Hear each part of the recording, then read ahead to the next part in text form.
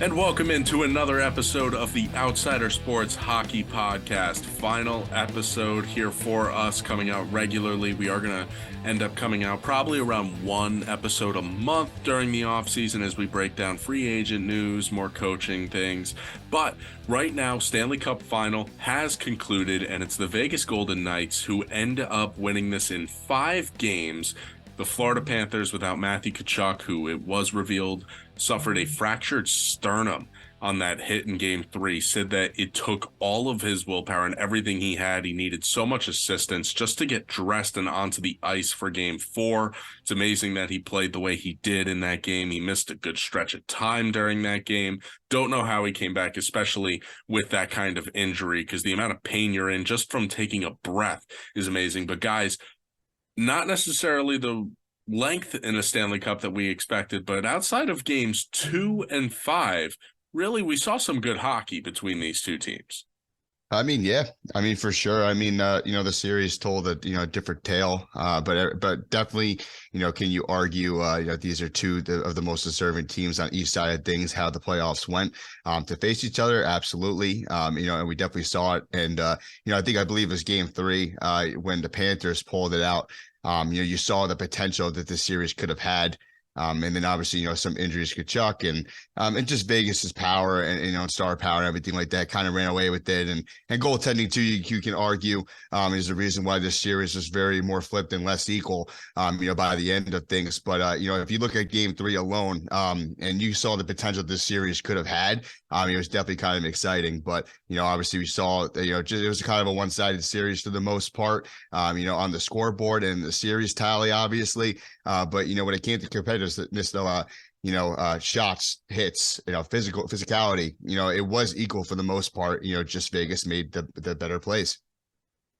If the NHL gets Vegas, Florida Stanley Cups for the next, or teams like it for the next 10 years, the league's in big trouble. It was by far one of the worst Stanley Cups I've seen in my lifetime, viewership wise. Backs that up. That was the lowest series clinching game TV viewership wise. I think it was only like 2.2 million people tuned into that game.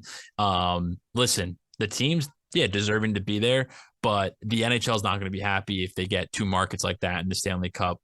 Vegas looks like a great atmosphere, but I think it's more of like a show. It's not really a true and ecstatic fan base. When they won the cup, I was happy for the players. I watched when the clocks hit 0, but the fans, you could just tell it was a franchise that, they have some diehard fans, but you could see it wasn't a reaction like you would have saw in New Jersey or Boston or New York, or it wasn't that type of reaction. And I'm happy for Vegas. It's deserving. They've been in the league for 6 years. And before we started this pod, Ben, you made a good point. They've been in and around it almost every year of their existence. Last year, missing the playoffs, then turning it around.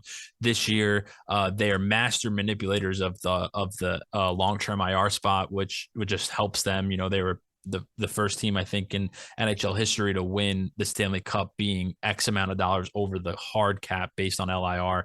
I think it was 12 point something million. So listen, good for Vegas. I wasn't interested in this series at all, other than maybe Game 3. Game 4 had some fun at the end, but not a series that I was looking forward to every game. I love hockey, but there was something about this series where after I watched games 1 and 2, I was like, I'm not into this. There's something about it. And I think the viewership's backed me in my point. And I'm nervous for the league if we get teams like this every year. We need some big markets in there. Yeah, there was some boringness to this. And part of it is, it's just the way Vegas plays. They don't let you get anything. So consistent, too. Look, this roster's going to look different. To your point, Tom, they're way over the cap. They're going to have to get under.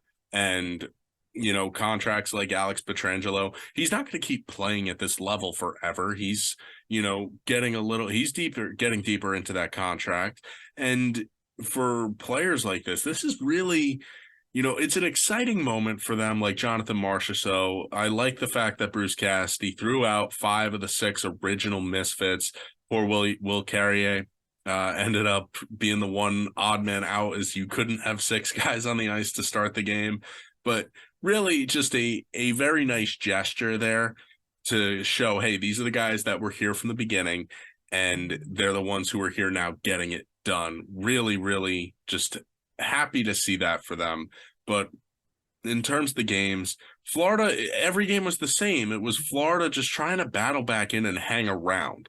It didn't feel like Vegas was truly tested in this. And I know Florida tried to bully them.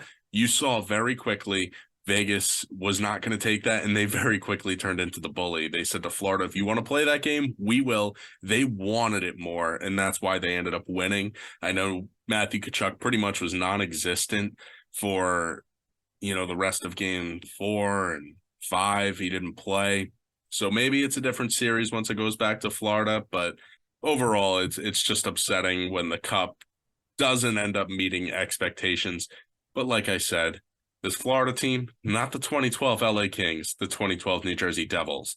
Speaking of, let's kind of overview the playoffs here and just talk about your overall thoughts, guys, and maybe pick a team out of the 16 here that you think gets to and wins the Stanley Cup next year. What I will say is the format, we all agree with this. The format needs to change. The series, I saw a meme. I think, Mike, you might have sent it. It was like, when that little kid draws a horse and it's like a perfectly drawn horse, and then it gets to like scribble and like stick figure drawings. Exactly. First half of the playoffs to the second half of the playoffs. They can't get the back. They can't get the front end of the horse. They got the back end perfect. Exactly.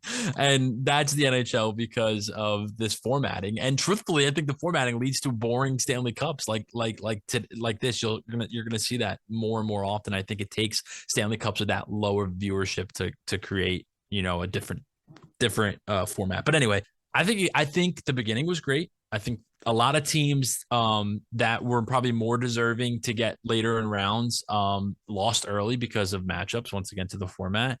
And if I had to choose one team out of the teams that made it to win the Stanley Cup next year, I think I would go with, this is a really tough, the East is so wide open. It's like crazy. I think a team that didn't make it could win the Cup. I'm going to give one from each conference. I think in the East, I think a team that made it this year would be Carolina. I think they have some cap space and make it. I think they could finally get over the hump, kind of maybe like Vegas.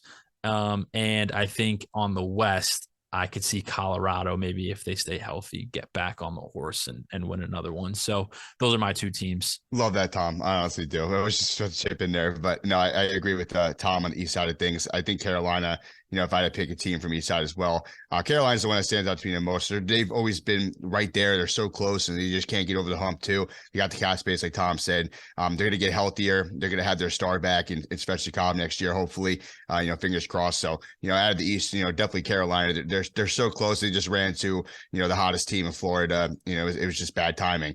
On the West side of things, I would probably go with, I don't know if there's just a bias one of me, but I just got to see the Oilers do something. Like that's literally what I'm going to pick. Obviously, they made the second round this year again, but they have too much star power to not advance and make a run and get to the Stanley Cup. And I just think they're going to continue to have that star power. They're going to have McDavid, they're going to have Draisaitl, and then hopefully they can make some moves if they have some availability, money wise, but they're just too good not to make a run, and it would just be a waste of McDavid and Draisaitl for them not to. You're not wrong there, Mike. I also was hoping Edmonton just because I want to see McDavid do it. How much fun was it to see Wayne Gretzky on the TNT broadcasts the last two series? I mean, the fact that TNT got the Stanley Cup, I was so excited because, honestly, I was more excited watching the pregame and intermissions with Wayne Gretzky. Just listening to him talk, I was mesmerized. It was amazing. But, looking at the playoffs and overview, really, like you guys said, you summed it up. It was great the first two rounds, really the first round. The second round had its moments. But then by the time the conference finals came, everything was just a blowout. The teams were wiped. And, the Metro beat up on each other. That's plain and simple. If I'm going to pick teams to make it to the Cup next year, early ones, I really, really, really do like the New York Islanders bouncing back this year. But Tom, damn well I'm not taking them to make it to the Cup. I was about to say, Ben, if the Islanders make the Cup before the Rangers, I wanted to see a reaction. I would freak out. Oh my God. I want. I'd rather to see the a Devils win reaction. 3 in a row than the Islanders get back before the Rangers. And I'm not even being biased. I truthfully feel that.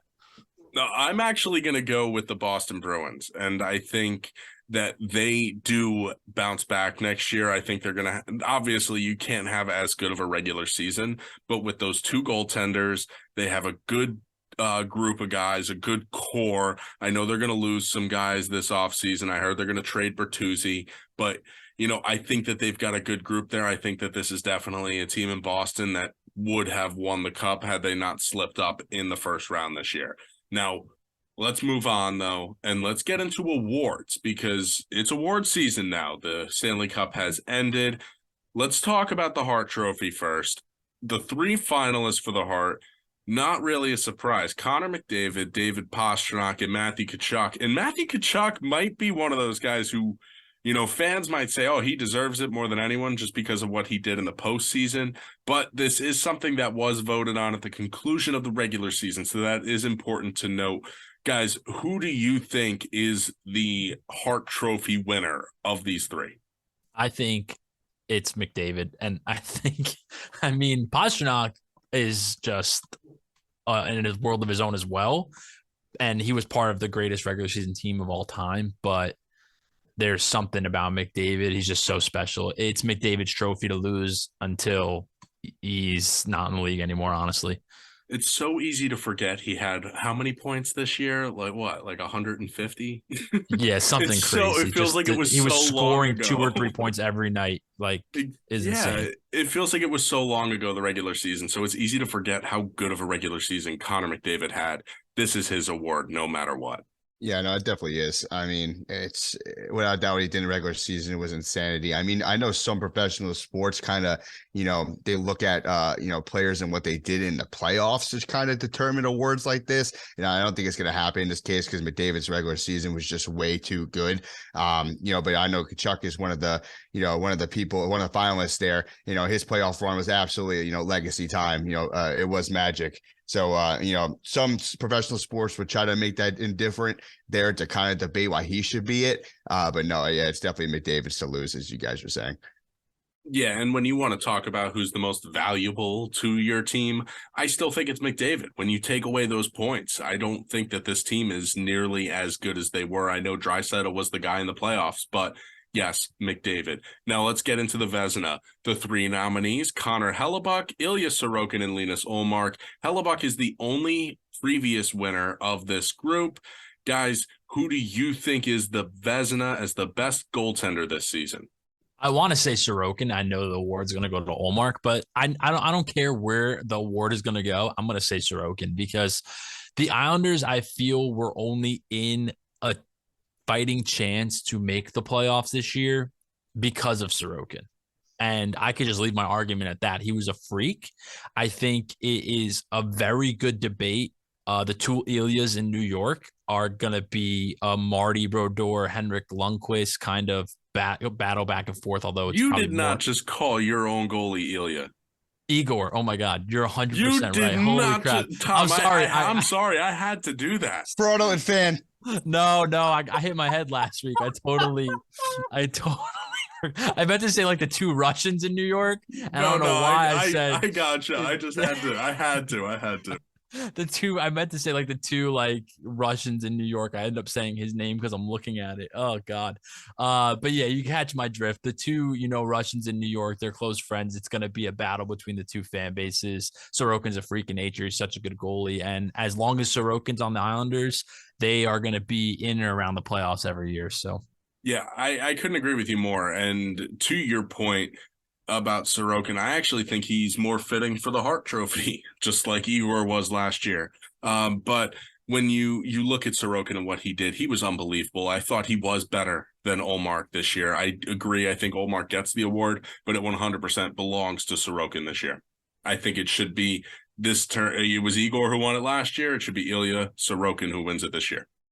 Yeah, I just think when it comes to how important they were for their teams and how good they were, to keep them into the races, obviously Hellier and Sorokin, they were, unbelievable. And I think they were better, like you're saying, Ben, than Omar. But just the fact that, Boston's, the record, the regular season that they had, obviously Omar's going to be considered for this award, and he's probably going to win it just because of the fact of how many games he won, when he was in net for Boston, contributing to the record that Boston broke this year. Yeah, exactly, Mike. Now we're going to head into our next award, the Ted Lindsay Award. For those of you who do not know, this is the award that is given to the NHL's most outstanding player, voted by the players. And as we were talking about, guys, before the pod, a lot of NHL players view this as a more important and a bigger honor than the Hart Trophy. The nominees this year are Erik Karlsson, Connor McDavid, and David Pastrnak. So take Matthew Tkachuk out of the Hart and slot in Erik Karlsson for the Ted Lindsay. Guys, I know obviously we think it's McDavid, but let's make our argument here for the other two guys, just for argument's sake. Who do you think would be better? What do you think of Erik Karlsson's season? And I know we briefly touched on Pastrnak, but let's hear about Pasta too. When it comes to, Pasta and Karlsson, I mean, obviously they deserve to be finalists in this award as well. Karlsson in the season that he had and how much he contributed to San Jose was, insanity in this year. And you say for Pasta, Tom said earlier, he was in a league of his own this year, like he's been for years to come. I think that they both are deserving. I used to said, Ben, David's definitely going to win this award, because it's just not what he's done. What he did in this regular season is just unmatched compared to these other two, despite how good of regular season they had as well. But Karlsson and Pasta's, leadership and star power that they had this year, definitely gives them, in the running. And they deserve to be here. I just don't think they get it over McDavid because of what he did. Yeah, I agree. I don't think this is McDavid's award too, but Karlsson had, I believe it was top 15 all time point wise for a defenseman this year. He was a freak of nature, albeit you can make the counter argument to someone who says, oh, Erik Karlsson could win this award or win the Norris, which we'll get to.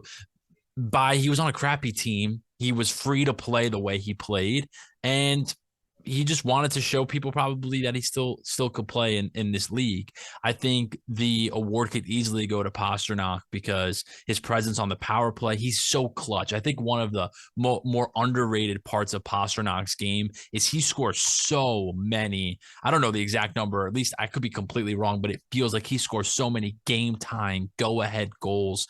McDavid kind of can take over a game from the get-go and score 2 or 3 early or have 3 or 4 points in the first period, which could be looked at the same, clutch. But for me, Pastrnak, when the team needs him the most, Pastrnak will score. And I'm sure the players on the ice that are facing him know that. And that's why he could potentially win this award. Like I know probably the teams in the Atlantic, Toronto's, the Tampa Bays are probably like, damn, the amount of games late, a minute left, 45 seconds left, Pastrnak scored to tie it or win it, whether it be on the power play or the extra man. He's so clutch that I feel like current players and players playing against him could look at him and be like, there is no other player I want on the ice to score me a game tying or go ahead goal than David Pastrnak. Yeah, I really do agree with you there, Tom. I think that's a big reason why Pastrnak has gotten the love that he's gotten along with McDavid, and he's in that conversation. Tom, we're going to kick it right back to you though here, because we're going to talk Norris next, and your Ranger, Adam Fox, one of the nominees, along with Erik Karlsson and Cale Makar. Make your case for Fox, because I know obviously you're going with him. You think he deserves this. I think he does deserve it, but I think it's Karlsson's award because top 15 all-time defenseman season in the league. But offensively, you probably look at Karlsson's defensive metrics and probably is middle of the pack, maybe one of the worst ever. And I'm kidding. It's probably not that bad. But Adam Fox, stalwart defensively. Him and Ryan Lindgren have created one of the top defensive pairs in the NHL. Adam Fox still puts up points too. He's a power play leader. He's a point man. He's got 71 points this year too. There is he didn't have a good playoffs, right? His series against the Devils was underwhelming, but he's a young player. It was his second playoffs. It happens. Not every player is perfect every playoffs. It happens to the best of them. I think for a regular season though, he plays day in, day out, 20, 25, 26 minutes. They had a stretch where they were trying to stay cap compliant, where he was playing like 30 minutes a night for a team that had over 100 points, that was third, that was fighting for second pretty much until the last 2 weeks in one of the not one of the best division in hockey. He is what every team should want as a defenseman, night in and night out. And that's why if this James Norris Memorial Trophy award was still just a defensive minded award, he would win it probably. He's going to win it a lot, I think, still in his career. He would win it a lot more. It'd be like, unless another defenseman comes up, he'd win it so much. But I'll take my bias aside. Karlsson deserves it this year because I know it's an offensive game now. But that's my reasoning for Fox. And Makar is just in it because Makar is like the face of NHL defenseman. He played 60 games only. He had less points than Fox and Karlsson. So, yeah. But I get why Makar's in it. It should be Hedman. But, look, yeah. If you want to go off of points, I said Dougie before. But, again, Dougie wasn't great defensively. Yeah. But, look, I understand the frustration when you are a stalwart defensively as well, and maybe some of these other guys like Karlsson and Makar aren't to the extent of Fox, but offense has become such a huge part of a defenseman's game. I have to just cut you off one more time, though. But the thing that bothers me the most is that Fox isn't a slouch offensively.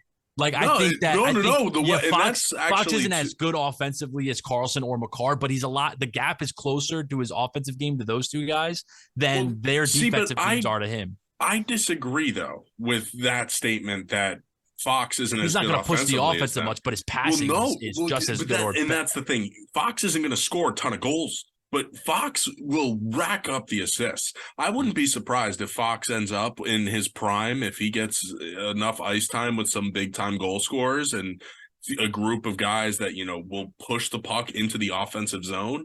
He could have 80 to 100 assists in a season. I would not be surprised. 100%. That's how good of a passer Adam Fox is. So I definitely don't think that Fox is lacking in that department.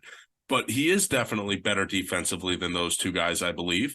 I think he's really stepped it up the last year and a half, as I was telling you before the pod off the air. But when you look at the award this year, I think, Makar, I agree. I don't think he's played enough games. I think Karlsson, he had the points, but you're right. The defensive numbers weren't there. There's a reason why the Sharks were as bad as they were. And yes, their goaltending wasn't great. But still, I think Adam Fox should be a shoo-in for the award, the Norris Trophy this year. Mike, what are your thoughts? Yeah, I agree with Tom earlier. I think it's Karlsson's award this year because what he did point wise for a defenseman this year was pretty historic. So I think it's going to be his award. I feel like Makar is just kind of a big name, coming off of, last year and winning the cup. That's why he deserves to be in conversation, everything like that. Obviously, he had a great year, but, not as good as last year. I'll give Tom's guy some props. Fox is fantastic. He deserves to be, in the conversation every single year, deservingly so this year as well. He is pretty good offensively too, as well. But he is defensively. That is his role, and that's why he gets this, in the conversation of this award every year, because of what he does on that side of the ice. But Karlsson, what he did point wise, it's going to be the reason why he gets this award this year. Yeah, all good points there, Mike. I do agree. I think Karlsson's point total definitely is an influence, but I just don't think the all-around game was there. I don't even think it's where I think I would put Makar over Karlsson, honestly. But when we go on to the next award now, the Calder Trophy, the Rookie of the Year, Matty Beniers, Owen Power, Stuart Skinner, and honestly, I think it's safe to say Logan Thompson would have ran away with this award had he stayed healthy for Vegas in goal, especially when you see what Aiden Hill did. Clearly, we would have saw Vegas roll whoever they had in net, and Logan Thompson would have ran away with this. But, guys, who do you think wins the Calder Trophy this year? Because obviously, this really could go to all three of these guys. Yeah, I agree. It's a really good group, and I think you can make an argument for anybody. I got to go with, in my head, I want to say Owen Power, but for some reason, I'm also just out of pure curiosity looked at Matty Beniers' stats, and I'm kind of like, he's kind of impressive for being on that team. Look at Stuart Skinner, who then took the job from Campbell. Exactly. So it's just your point that you just made just happened throughout my head and my thought process. I like Owen Power though, because I think that Buffalo is taking strides into becoming a really good franchise. I think kind of similarly to the Devils, maybe a little less star power and maybe not as good defensively. This offseason is going to be huge for them, but they kind of remind me of that type of path. A bunch of draft picks finally developing, making really good trades for some veterans or younger guys with experience like Tuck, like his name's eluding me right now, but you get my point. So I'm going to go Owen Power, just got kind of like the Sabres trajectory. And I think this award for him, he played great this year, really, really good on both ends of the ice, really push offense, but just a big presence. I like that award for him, and just the Sabres, I feel like deserve an award like that for the trajectory they're on. Yeah, and I mean, look, when you look at Owen Power, when you look at Tuck, when you look at Tage Thompson, there is a lot of excitement. Thompson. I don't know how I could forget his name, but that's the guy. I was going to say you were raving about him all season long. But Mikey D, over to you. Who do you have for the Calder? It is so hard to pick out of these three because you said you can make argument for all these guys. All these guys are so deserving to be in this conversation. But for me, Tom makes a great point about Power and the trajectory of the Sabres and what they needed defensively and how he stepped up. Matty B, he was fantastic this year too, and he's trying to elevate this new Kraken team as well. This franchise is still new, clearly, just made the second round of the playoffs, in a very short time of them being a franchise, and he's a big reason, for helping them do that. But I think I'm leaning towards Skinner, man. The goalie is such a hard position, and for someone to come in and you take this, take a job and you excel and you make the team better, because we could argue all year the Oilers, not just this year but for last few years, that goaltending was an issue for them, besides the star power they had. That's why they couldn't get to the next level. This guy stepped in and he did a great job, and it just because of the the difficulty of the position, and how he just came in under pressure and excelled from there. I think I have to go with Skinner winning this award. Yeah, and since you guys picked the other two, I'll rock with Matty Beniers, because why not? This guy had an unbelievable year, and is a big reason why the Seattle Kraken took the steps they did. You look at the regular season this year, he played in 80 games, scored 24 goals, and had 33 assists, a 57-point rookie campaign, not to mention the fact that no plus-minus is very much just not looked at as not a good stat anymore. Everyone doesn't like it. I like plus minus because it means you're on the ice for goals scored and you're not on the ice for goals against. I do still think it means something. And, when you look at Beniers, a plus 14 in his rookie season and in the playoffs this year, I know it doesn't matter for the Calder Trophy, but this guy was a plus 6 in 14 games while scoring 3 goals and having 4 assists. Beniers is a player definitely worthy of the Calder Trophy. But we shift over now once again to another award. And Mike, we're going to let you kick this off because it's the Selke. I'm not sure if you're going to go with Nico Hischier, but who do you have winning the Selke? The other 2 nominees, along with our captain, is Mitch Marner and Patrice Bergeron. Yeah, I know. Trust me, Ben. I want to pick Nico. Of course, I want to pick Captain Nico, but I got to go Bergeron, right? Because his career obviously is it's coming to an end. Everything like that. Obviously, he had a great year. It was a great contribution to Bruins' historic season and everything like that. Another category that all these guys, it's very hard to pick against each other, and they're all very deserving. Martin had a fantastic season as well, but besides what Nico and Marner did for each of their respective teams, because they definitely did elevate each of them, you just got to go with Bergeron here, because the career of his career finally coming to a conclusion, and obviously he was a part of this historic Bruins team, so I think he's going to get the nod on this award. Yeah, I mean, look, Bergeron, they're saying that they're going to rename the award after him. That's how much he's won it. But Tom, over to you. Who were your thoughts for the Selke? It kind of bothers me that it's just like, oh, a shoe in the Bergeron, because I really do think he sure deserves it. I think one of the biggest reasons for the Devils' turnaround this year into becoming one of the best teams in the league stems with their captain, stems with his play and his 200-foot style. He is so reliable defensively. He always makes the smart play. He is a Patrice Bergeron 2.0. He really is. I think right when Patrice Bergeron retires, it's going to become the Nico Hischier Award. Marner could maybe both of them could go back and forth, but to me, I think this is Nico Hischier's award this year, and I think he should be his award moving forward if he keeps playing like this and keeps going on this trajectory and stays healthy. That's big for him.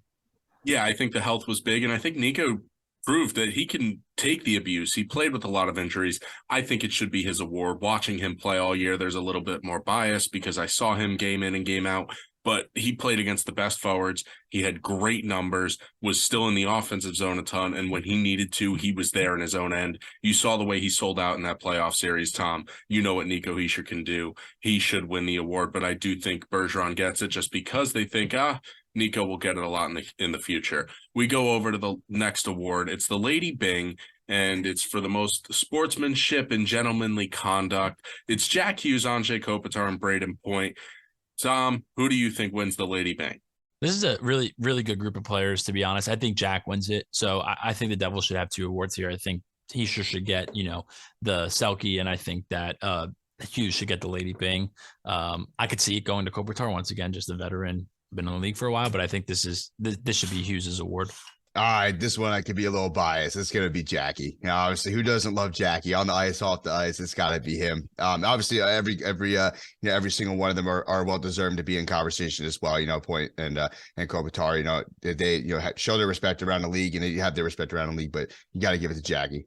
I agree. I think Jack wins it. The penalty minutes were down, and look, 4th most jerseys sold, I believe, this year in the league. So clearly, he's well liked on and off the ice. We go over to the Jack Adams Award for Coach of the Year. Dave Haxtell of the Kraken, Jim Montgomery of the Bruins, Lindy Ruff of the Devils. Tom, who is the Coach of the Year this year? You have to give it to the coach that led the greatest regular season in NHL history. As great of a turnaround it was for Lindy Ruff and the Devils, and as great of a second year for the Kraken and Haxtell, it's got to be Montgomery. Greatest regular season in NHL history. Even though they lost in the first round, these awards are voted on before the playoffs start, and it's 100% Montgomery's award. Yep, gonna piggyback on Tom right there. It's definitely Montgomery's award. It is pretty impressive how one coach went from we should fire this guy to extend this guy as many times as Lindy did go through. But yeah, you got to give it to the guy who helped contribute to the greatest regular season of all time, and that's Montgomery. Yeah, and obviously, you could make the argument for Lindy Ruff, best season in New Jersey Devils history in terms of the regular season, most points, most wins. This guy did so much with this group of guys and a young team, but I agree, it's Jim Montgomery. What he did and how he turned the Bruins around this year was really, really great. Now, last award to go through, the Bill Masterson Memorial Trophy.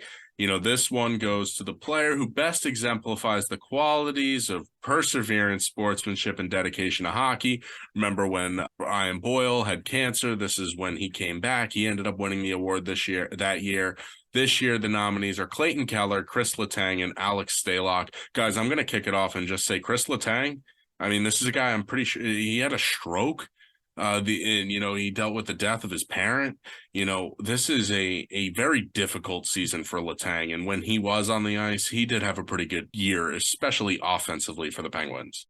Yeah, it's his award. I was going to say that. I don't even have much to say. When you deal with what he dealt with, you have to give him this award because hockey players are just different. And seasons and people and players like Letang, although he's made me miserable multiple times in my life, it's bigger than the game. And the fact that he's just the love for it to come back and play like he did and still clutch and overtime game winners all throughout the season. It's Letang for sure. My boy Clayton Keller, though. As I say, I was going to argue about for Clayton Keller a little bit. I think, he could definitely, be in the running for the award, obviously, as he is, for what he had to go through as well. But I do agree it's going to be Letang as well. The story that he had to deal with and the perseverance that he had to go through, this past season, definitely makes him the most deserving of the award out of the 3 candidates.